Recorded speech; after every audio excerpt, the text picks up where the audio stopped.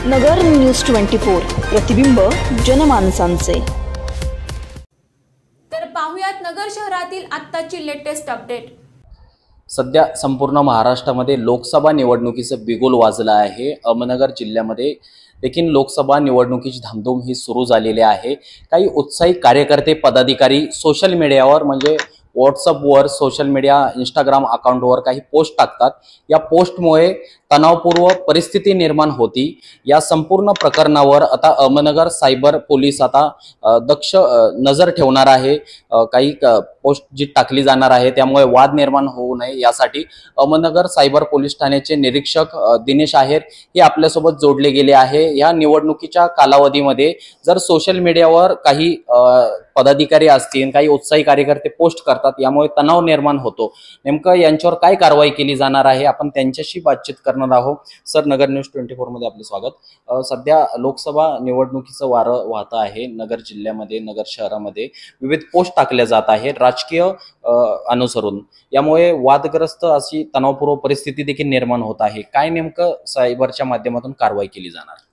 लोकसभा निवडणुकीच्या दरम्यान बरेच उत्साही कार्यकर्ते हे अफवा पसरवणारे, तसेच द्वेषपूर्ण भाषण किंवा बदनामी करणारे, उमेदवारांची बदनामी करणारे अशा प्रकारचे मेसेजेस फिरवण्याचं काम करत असतात।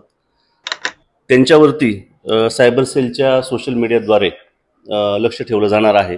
तसेच नागरिकांनी असे मेसेज आम्हाला प्राप्त व्हावे याकरता एक सुविधा तयार करण्यात आलेली असून स्थानिक पोलीस प्रशासनाकडून 91 56 43 80 88 हा नंबर सुद्धा प्रसारित करण्यात आलेला आहे। म्हणजे जर एखाद्याने ती वादग्रस्त अशी पोस्ट टाकली तर या क्रमांकावर आपण संपर्क साधून त्याची तक्रार नोंदवता येईल का?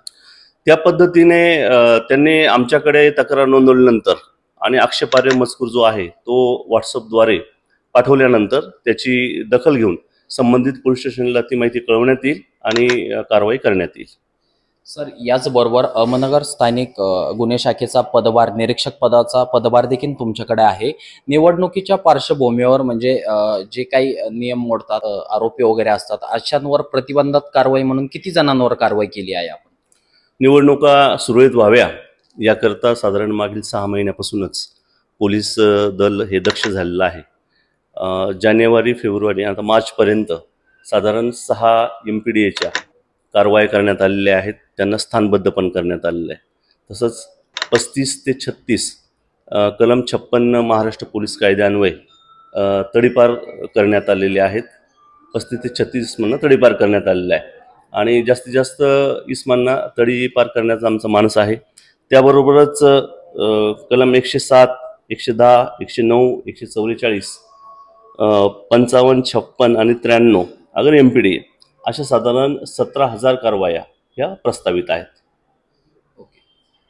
नक्कीच लोकसभा निवडणुकीच्या पार्श्वभूमीवर आता अहमदनगर पोलीस आता सज्ज झालेला आहे।